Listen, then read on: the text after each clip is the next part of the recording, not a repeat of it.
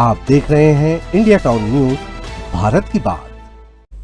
नमस्कार, आप देख रहे हैं इंडिया टाउन न्यूज और मैं हूं आपके साथ हर्षिता। स्वागत है आपका हमारे खास बुलेटिन खबरें मध्य प्रदेश की में, जहां हम आपको मध्य प्रदेश की महत्वपूर्ण खबरों से रूबरू कराएंगे। चलिए बुलेटिन की शुरुआत करते हैं।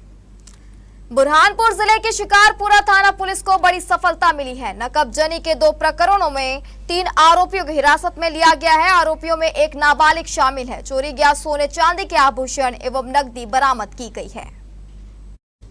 शिकारपुरा थाना अंतर्गत सुंदर नगर में शिक्षिका के घर से हुई चोरी का पुलिस ने किया 3 दिनों में पर्दाफाश। आरोपी को गिरफ्तार कर चोरी का माल बरामद कर लिया गया है। सुंदर नगर निवासी शिक्षिका ममता पाटिल घर के दरवाजे में ताला लगाकर मंदिर गई थी। इस दौरान घर की अलमारी में रखे चांदी की 4 नग पायल, 2 सोने की अंगूठी, सोने के टॉप्स, 2 सोने की बालियां समेत कुल 1,50,000 रुपए की संपत्ति चोरी हो गई। फरियादी की रिपोर्ट पर थाना शिकारपुरा में केस दर्ज कर विवेचना में लिया गया था।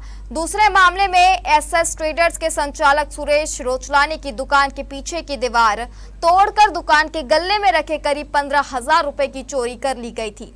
इस मामले की भी जांच की जा रही थी। घटनास्थल एवं आसपास क्षेत्र में लगे सीसीटीवी फुटेज में प्राप्त अज्ञात बदमाश के हुलिये के आधार पर आरोपियों की तलाश की जा रही थी। इसी बीच मुखबिर से सूचना मिली इस हुलिये का व्यक्ति सलीम शाही मस्जिद के पीछे शिकारपुरा में रहता है।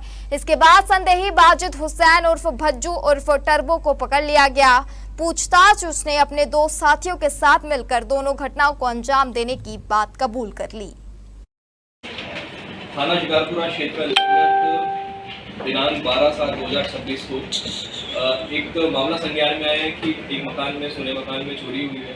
फरियादिया द्वारा ये रिपोर्ट किया गया कि उनके घर से अलमारी से ड्रॉर से तकरीबन 1.5 लाख रुपए की कीमत की ज्वेलरी वगैरह जो है सोने चुरा लिए गए। सूचना पे थाना शिकारपुरा में मामला पंजीबद्ध किया गया, जिसमें FIR क्रमांक 243/2026 धारा 305A 331(3) BNS का अपराध मामला इसमें पंजीबद्ध किया गया और इसमें पड़ताल की गई। एक विशेष टीम का गठन किया गया हमारे श्रीमान पुलिस अधीक्षक महोदय आशुतोष बागड़ी साहब के निर्देशन में, और हम लोगों ने सभी साक्ष्य एकत्रित किए, टेक्निकल साक्ष्य, और हम लोगों ने भी इसमें मौजूद की। थाना प्रभारी के माध्यम से इसमें बहुत मेहनत की गई, इनकी टीम के द्वारा मेहनत की गई, और एक हमें क्लू मिला कि इस तरह की वारदात करने के कुछ संदेही हो सकते हैं। तो जब संदेही को हमने पूछताछ की, संदेही से पूछताछ की एक संदेही से, तो उसके द्वारा 3 लोगों के साथ मिलकर चोरी कबूल करना स्वीकार किया गया। अंतर्राष्ट्रीय हिंदू परिषद राष्ट्रीय बजरंग दल धार जिला टोली की बैठक छोटा आश्रम धार में हुई। बैठक में अंतर्राष्ट्रीय हिंदू परिषद मालवा प्रांत संगठन महामंत्री संजय यादव, संत श्री गुडानंद महाराज उपस्थित थे। 17 जुलाई शुक्रवार धार भोजशाला स्थित मां सरस्वती वाग्देवी मंदिर में पूजन दर्शन सामूहिक हनुमान चालीसा पाठ महाआरती का आयोजन करने का निर्णय लिया गया।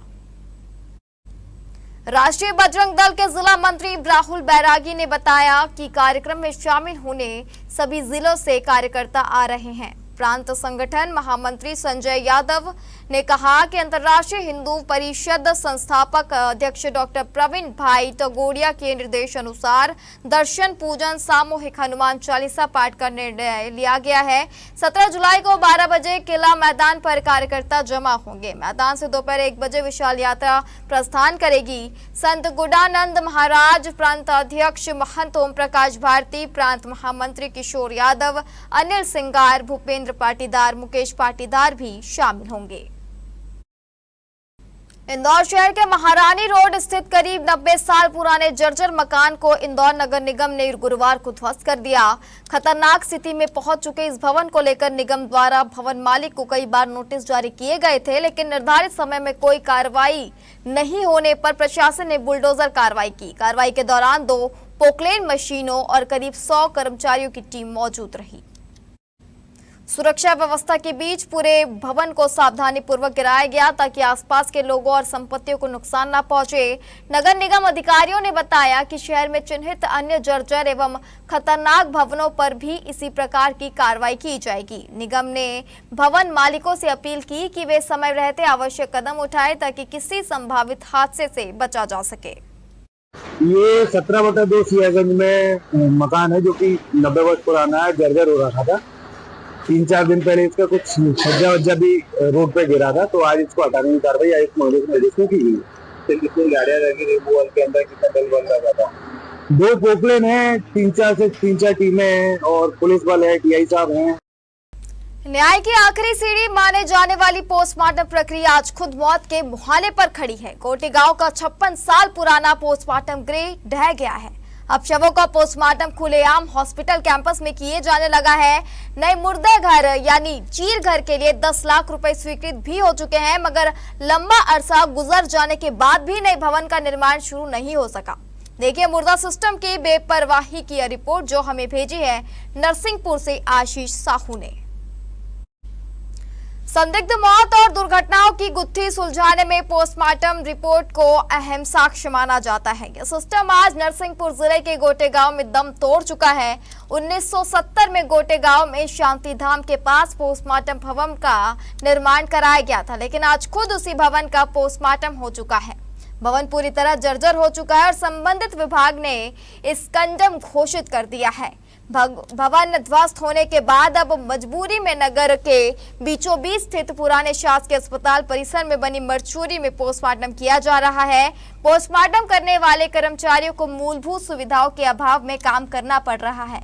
अस्पताल आने वाले मरीजों और उनके परिजनों को पोस्टमार्टम की प्रक्रिया के कारण असुविधा का सामना करना पड़ रहा है। स्थानीय मरीजों का कहना है कि अस्पताल परिसर के बीच पोस्टमार्टम ठीक नहीं है। से नया पोस्टमार्टम भवन निर्माण के लिए 10 लाख रुपए की राशि स्वीकृत हो चुकी है, मगर आज तक निर्माण कार्य शुरू नहीं हो सका है। सवाल उठता है कि राशि स्वीकृत होने के बाद भी फाइल किस किस दफ्तर के चक्कर लगा रही है। अभी विगत 1 साल से हमको पोस्टमार्टम में बहुत दिक्कत आ रही है। हमारा जो पुराना पीएम सेंटर है जो 1960 या 70 में बना था, जो कि अभी जीर्ण शीर्ण हालत में है। ये सर मेरे संज्ञान में आया है कि निर्माणाधीन है। पहले तो इसकी जांच करा लिया कि ये कहाँ से ये पैसा स्वीकृत हुआ है और निर्माण एजेंसी कौन है, इसकी जानकारी प्राप्त कर उसकी अग्रिम कार्रवाई की जाए। जैसे ही मेरे पास जानकारी आई, सौरत हमने 10 लाख रुपए नगर पालिका को दिए हैं पोस्टमार्टम कराने के लिए। 10 लाख रुपए हमने दिए हैं उनको, सौदा जहाँ पर होता है। रतलाम जिले के सभी थाना क्षेत्रों में नशे से दूरी है जरूरी 2.0 अभियान का शुभारंभ किया गया। इस दौरान स्कूलों, कॉलेजों और विभिन्न सार्वजनिक स्थानों से नशा मुक्ति रैली निकाली गई, जिनमें बड़ी संख्या में छात्र छात्राओं, शिक्षकों, जनप्रतिनिधियों और आम नागरिकों ने भाग लिया। कार्यक्रमों में के दौरान युवाओं को नशे के दुष्प्रभावों से अवगत कराते हुए नशा मुक्त समाज के निर्माण की शपथ दिलाई गई। रतलाम पुलिस ने नागरिकों से अपील की है कि वे स्वयं नशे से दूर रहें और अपने परिवार, मित्रों व समाज को भी इसके दुष्प्रभावों के प्रति जागरूक करें। साथ ही यदि कहीं भी अवैध मादक पदार्थों की बिक्री, तस्करी या संग्रहण की जानकारी मिले तो तत्काल पुलिस को सूचना दें।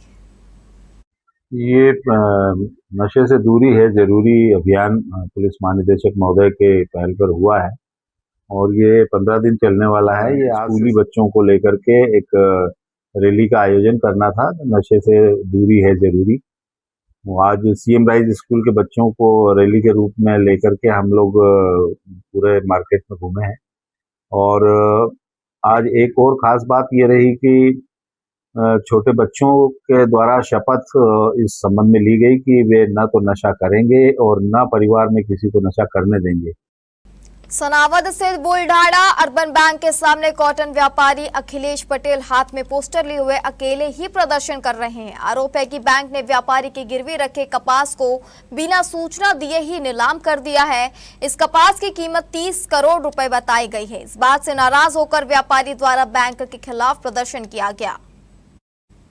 गांधीवादी तरीके से प्रोटेस्ट कर रहे कपास व्यापारी अखिलेश पटेल ने बताया कि बुलढाणा अर्बन बैंक में उन्होंने लगभग 22 करोड़ रुपए की कीमत का कपास गिरवी रखकर लोन लिया था। वर्तमान में इस कपास की कीमत 30 करोड़ रुपए हो चुकी है। व्यापारियों का कहना है कि बैंक ने बिना सूचना दिए इस कपास को नीलाम कर दिया। व्यापारी को बैंक खाते की जानकारी भी नहीं दी जा रही है। इस वजह से उन्होंने गांधीवादी तरीके से धरना प्रदर्शन शुरू कर दिया है। व्यापारी ने कहा कि अगर उनकी बात नहीं सुनी गई तो वे बैंक के सामने ही जान दे देंगे।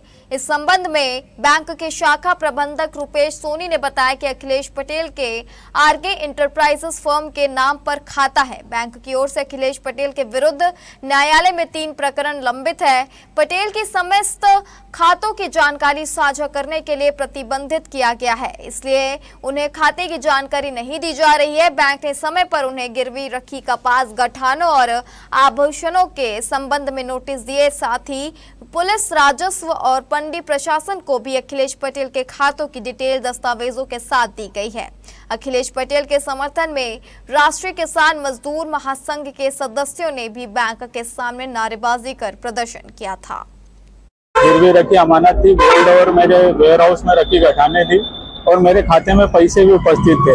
अब उन सारी चीजों की जानकारी मैं मांग रहा हूं तो बैंक द्वारा मुझे जानकारी आज दिनांक तक नहीं दी गई है और कई बार मैंने इनसे मुखाग्र तरीके से मांगी तो इन्होंने दी नहीं। फिर मैंने इनको लेटर दिया तब भी नहीं दी और फिर आरटीआई के तहत मांगी मेरे स्वयं के खाते की जानकारी तो भी आज दिनांक तक नहीं देते। हमने विगत वर्ष पुलिस थाने, कृषि उपज मंडी, राजस्व विभाग, जहां पर भी आरके इंटरप्राइजेस और अखिलेश पटेल के संबंध में जो भी जानकारी मांगी थी, हम वो जानकारी उन समस्त विभागों में दे चुके हैं। अतः इस संबंध में फिलहाल हम अभी कोई जानकारी नहीं दे सकते। मध्य प्रदेश पुलिस द्वारा चलाए जा रहे अभियान नशे से दूरी है जरूरी 20 के तहत सनावद में पुलिस थाना परिसर से निजी स्कूलों के विद्यार्थियों ने रैली निकाली।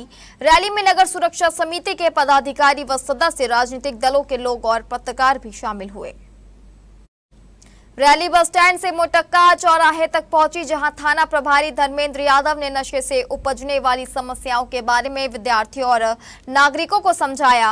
उन्होंने कहा कि जो लोग नशा करते हैं उन्हें समझाएं कि नशा जीवन को बर्बाद करता है। वर्तमान में ड्रग्स आदि के नशा युवाओं में अपनी पैठ बना चुका है। युवाओं को नशे से दूर रखना है। रैली में इंजोला इंटरनेशनल स्कूल एवं सरस्वती शिशु मंदिर के विद्यार्थी शामिल हुए। सभी पत्रकार बंधुओं के माध्यम से, मीडिया के माध्यम से ज़्यादा से ज़्यादा प्रचार करना चाहूँगा। मैं थाना प्रभारी सनावद धर्मेंद्र यादव। आज जो रैली निकाली गई है, यह कार्यक्रम पुलिस मुख्यालय द्वारा आयोजित किया गया है। 15 दिवसीय कार्यक्रम है। इसका नाम है नशे से दूरी है जरूरी 2.0। पिछले वर्ष नशे से दूरी है कार्यक्रम जो किया गया था, जिसका जन जागरूकता कार्यक्रम करने के उपरांत अधिक से अधिक प्रचार करने पे सकारात्मक प्रभाव लागू हुए थे। इसी कार्य को दृष्टिगत रखते हुए पुलिस मुख्यालय ने निर्णय लिया है कि उक्त कार्यक्रम को पुनः ज़्यादा से ज़्यादा प्रचारित कर नशे से दूरी है जरूरी कार्यक्रम सभी जन जागरूकता फैला के रूप में निकाला जाए। अब वक्त हो चुका एक छोटे से ब्रेक का। आप बने रहिए इंडिया टाउन न्यूज के साथ। क्या आप बाल झड़ने से परेशान हैं? अब अपनाइए प्रकृति की शक्ति। पाइए घने चमकदार बाल और खूबसूरत दमकती त्वचा। प्रकृति का वरदान Rukhsana shine herbal beauty combo kit प्राकृतिक जड़ी बूटियों से तैयार। अब पाइए खूबसूरत चमकते बाल और त्वचा। हर्बल गुणों से भरपूर ये कॉम्बो आपके बालों और त्वचा की देखभाल में मदद करता है। अब उपलब्ध Amazon, फ्लिपकार्ट और नीचे दिए गए लिंक पर अभी ऑर्डर करें और हर्बल केयर का अनुभव लें। पेपर लीक, महंगाई और बेरोजगारी के मुद्दे को लेकर निकाली गई कांग्रेस की साइकिल यात्रा में सीहोर की छात्र याशिका सरकार ने बेबाक भाषण देकर प्रदेश कांग्रेस अध्यक्ष जीतू पटवारी का मंच ही लूट लिया। 7वीं कक्षा की इस छात्र ने पेपर लीक पर ऐसा भाषण दिया कि खुद जीतू पटवारी भी ताली बजाने लगे। याशिका के तहलका मचाने वाले अंदाज का वीडियो सोशल मीडिया पर जमकर वायरल हो रहा है। कांग्रेस प्रदेश अध्यक्ष जीतू पटवारी की साइकिल यात्रा के सीहोर पहुंचने के दौरान एक अलग ही नजारा देखने को मिला। कार्यक्रम में कक्षा 7वीं की छात्रा याशिका सरकार ने मंच से अपने विचार रखे। बच्ची का आत्मविश्वास और बेबाक अंदाज लोगों का ध्यान आकर्षित कर गया। छात्रा के संबोधन का वीडियो अब सोशल मीडिया पर तेजी से वायरल हो रहा है। लोग वीडियो को अलग अलग प्रतिक्रियाओं के साथ साझा कर रहे हैं। हालांकि वायरल वीडियो में व्यक्त विचार छात्रा के अपने हैं। शाजापुर जिले के लालघाटी थाना पुलिस की टीम ने 6 साल से फरार चल रहे शातिर हत्या के आरोपी को तमिलनाडु से गिरफ्तार करने में कामयाबी हासिल की है। आरोपी ने साल 2020 में चरित्र पर शंका के चलते विजयनगर किराए के मकान में अपनी पत्नी की बेरहमी से चाकू मारकर हत्या कर दी थी और तब से ही वह पुलिस को चकमा देकर अपनी फरारी काट रहा था। मामले का खुलासा करते हुए एसपी प्रियंका शुक्ला ने बताया कि यह मामला अक्टूबर 2020 का है। आरोपी ललित पंचोली ने अपनी पत्नी पूजा पर चरित्र की शंका करते हुए उसकी चाकू मारकर हत्या कर दी थी। आरोपी पिछले 6 वर्षों से फरार था। उसने पुलिस से बचने के लिए अपने तमाम पुराने मोबाइल फोन बंद कर दिए थे और अपने सगे संबंधियों व परिचितों से पूरी तरह से संपर्क तोड़ लिया था। फरारी के दौरान उसने ओडिशा, छत्तीसगढ़ और अंततः तमिलनाडु में अपना ठिकाना बनाया। वहां टेंट का काम कर रहा था। पुलिस को मुखबिर और साइबर टीम से मिले विशेष इनपुट के आधार पर आरोपी की सटीक लोकेशन मिली। इसके बाद लालघाटी पुलिस की टीम ने तमिलनाडु के कांचीपुरम से आरोपी ललित को धर दबोचा। अक्टूबर 2020 का लगभग 6 वर्ष पुराना प्रकरण है हत्या का, जिसमें आरोपी ललित पंचोली ने अपनी पत्नी पूजा की चाकू से वार करके जो है हत्या की थी। इसमें ये हत्या के बाद ही फरार हो गया था और इसने अपने सारे जो भी साइबर लोकेशन के माध्यम होते हैं और पुराने सभी संपर्क इसने तोड़ लिए थे और ये जगह दूसरे राज्यों में जाकर के अपनी फरारी काट रहा था पिछले 6 वर्षों से, जिसमें ये उड़ीसा भी रहा है काफी समय तक छत्तीसगढ़ और अंततः तमिलनाडु कांचीपुरम से इसको लालघाटी की टीम ने जो है गिरफ्तार किया है। उज्जैन में निकलने वाली भगवान महाकाल की श्रावण सवारी से पहले श्रद्धालुओं के लिए एक बड़ी चिंता भरी खबर सामने आई है। पिछले 10 वर्षों से सवारी का मुख्य आकर्षण रही हथिनी श्यामो इस बार सवारी में शामिल हो पाएगी या नहीं, इस पर संशय बना हुआ है। पैरों की गंभीर बीमारी के कारण श्यामू डॉक्टरों की निगरानी में है और मंदिर समिति ने अभी तक उसका फिटनेस टेस्ट नहीं कराया है। महाकाल की दूसरी शाही सवारी में भगवान श्री मनमहेश परंपरागत रूप से हाथी पर विराजमान होकर नगर भ्रमण करते हैं। वर्ष 2016 से हथिनी श्यामू लगातार इस परंपरा का हिस्सा रही है, लेकिन इस बार उसकी तबीयत बिगड़ने से इस परंपरा के सामने चुनौती बन गई है। वन विभाग के अनुसार श्यामू जॉइंट डिजेनरेटिव डिसीज से पीड़ित है। उम्र और बढ़ते वजन के कारण उसके पिछले पैरों पर ज्यादा दबाव है। डॉक्टरों ने उसे पूर्ण विश्राम की सलाह दी है और कहा है कि ज्यादा चलने पर उसके गिरने का खतरा भी हो सकता है। श्यामू के महावत अरुण योगी ने बताया कि रोजाना उसे पशु चिकित्सालय ले जाया जा रहा है, लेकिन अभी सिर्फ नियमित जांच ही हो रही है। एसडीएफओ विक्रम सिंह सोलंकी का कहना है कि वन विभाग हथीनी के स्वास्थ्य पर नजर रखे हुए हैं। मंदिर समिति यदि फिटनेस परीक्षण के लिए अनुरोध भेजती है तो विशेषज्ञों की जांच के बाद ही प्रमाण जारी किया जाएगा। उल्लेखनीय है कि पिछले महीने high power wild life committee के जांच टीम के लिए पहुंची थी, लेकिन हाथी मालिक पक्ष के विरोध के कारण जांच पूरी नहीं हो पाई थी। अब श्रद्धालुओं की निगाहें मंदिर समिति और वन विभाग के फैसले पर टिकी है। देखना होगा कि क्या इस साल भी महाकाल की शाही सवारी में श्यामू शामिल होकर वर्षों पुरानी परंपरा को आगे बढ़ा पाएगी। बुधनी में विकास के नाम पर विस्थापित किए गए गरीब परिवार अब आशियाने के लिए तरस रहे हैं। मेडिकल कॉलेज निर्माण के लिए सामने के क्षेत्र से हटाकर जिन परिवारों को दूसरी जगह बसाया गया था, वहां तेज बारिश ने पुनर्वास की तैयारियों की पोल खोल दी है। कई मकान ढह गए, जमीन धंस गई और परिवार खुले आसमान के नीचे आने आ गए। पीड़ितों का आरोप है कि पहाड़ी नाले और गहरे गड्ढों को मिट्टी डालकर समतल किया गया और उसी पर प्लॉट आवंटित कर दिए गए। अब सवाल यह है कि इन गरीब परिवारों की सुरक्षा और स्थायी पुनर्वास की व्यवस्था पहले क्यों नहीं की गई। देखिए सीहोर जिले के बुधनी से कन्हैया नाथ की रिपोर्ट। मेडिकल कॉलेज के लिए करीब 20 गरीब परिवारों को हटाकर नगर परिषद ने वार्ड क्रमांक 5 में बसाया था। पीड़ितों का आरोप है कि उन्हें जिस जगह बसाया गया वहां पहले पहाड़ी नाला और गहरा गड्ढा था, जिसे केवल मिट्टी डालकर समतल कर दिया गया।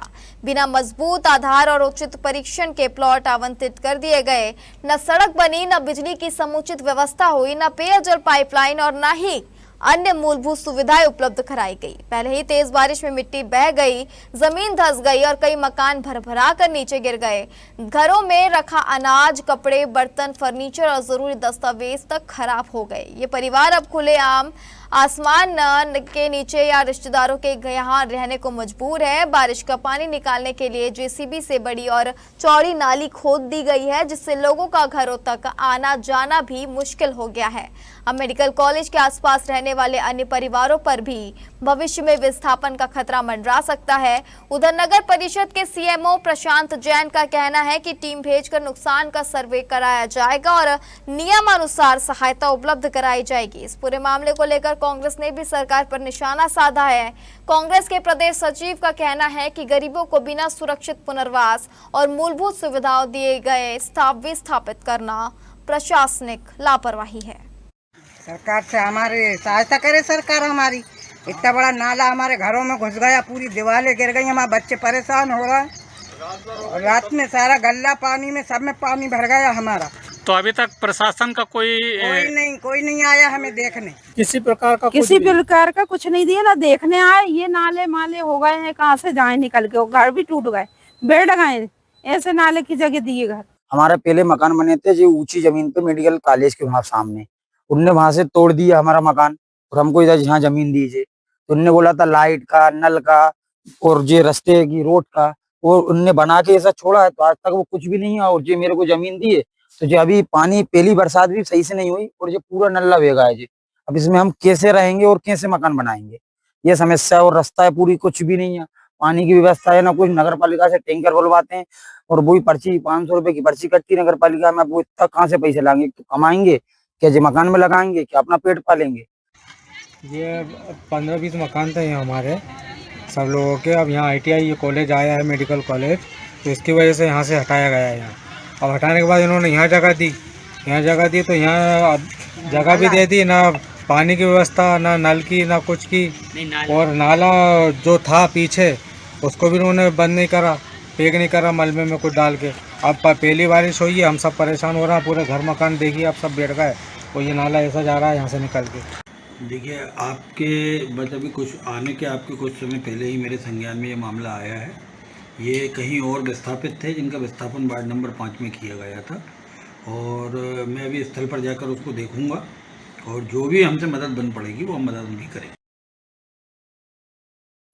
रिश्तों को शर्मसार कर देने वाला एक सनसनीखेज मामला बुरहानपुर जिले के शाहपुर थाना क्षेत्र के अंतर्गत आने वाले ग्राम चापोरा से सामने आए हैं। यहाँ कलयुगी पोतों ने मानवता की सारी हदें पार करते हुए अपनी बुजुर्ग दादी पर जानलेवा हमला कर दिया। लाठियों और डंडों की मार से गंभीर रूप से घायल वृद्ध महिला को जिला अस्पताल में भर्ती कराया गया है, जहां उनका इलाज जारी है। पीड़ित बुजुर्ग ने शाहपुर पुलिस से न्याय की गुहार लगाई है। क्या है पूरा मामला, बताते हैं आपको। ग्राम चापोरा की निवासी वृद्ध महिला निर्मला बाई का अपने पोतों के साथ घरेलू बात को लेकर कुछ समय से विवाद चल रहा था। घटना के दिन विवाद इतना बढ़ गया कि पोतों ने आव देखा ना ताव और अपनी बुजुर्ग दादी पर लाठियों से हमला कर दिया। वृद्ध महिला की चीख पुकार सुनकर पड़ोसी और अन्य परिजन बीच बचाव करने पहुंचे। तब तक आरोपी पोते दादी को लहूलुहान कर चुके थे। वारदात को अंजाम देने के बाद आरोपी मौके से फरार हो गए। बुरी तरह जख्मी बुजुर्ग महिला को आनन फानन में बुरहानपुर जिला अस्पताल ले जाया गया। अस्पताल के बेड पर दर्द से कराहती बुजुर्ग दादी ने शाहपुर पुलिस से आरोपियों के खिलाफ सख्त से सख्त कार्रवाई करने की मांग की है। पुलिस ने मामले को संज्ञान में ले लिया है। हमारे साथ उसके घर में झगड़ा चला था, तो मैं बोलने गई कि भैया जाने दे, करो मत झगड़ा। तो उसके औरत को छोड़ के ना मेरे ऊपर झगड़ा करा, उसने मेरे को मारपीट की, गाली गलौज की। उसके बाद में लड़का आया, बहू आया, वो बहू ने पकड़ के रखी, छोड़ो छोड़ो छोड़ो, दोनों बेटे मार रहे ऊपर से, आकाश बड़ा और विशाल छोटा। इसके पहले भी आपको इसके पहले भी वो क्या बोले मेरे को कि मेरे से रहो तो मैं अच्छी रहने दूंगा, नहीं तो यहाँ रखने का नहीं, निकाल दूंगा, मेरे दादा की एस्टेट है। मध्य प्रदेश पुलिस के नशे से दूरी है जरूरी 2.0 अभियान के अंतर्गत MG कॉन्वेंट स्कूल शाहजहांपुर में नशा मुक्ति एवं जन जागरूकता कार्यक्रम का आयोजन किया गया। कार्यक्रम में पुलिस अधीक्षक प्रियंका शुक्ला ने विद्यार्थियों को नशे के दुष्प्रभावों से अवगत कराते हुए नशे से दूर रहने तथा अपने परिवार एवं समाज को भी नशा मुक्त बनाने का संदेश दिया।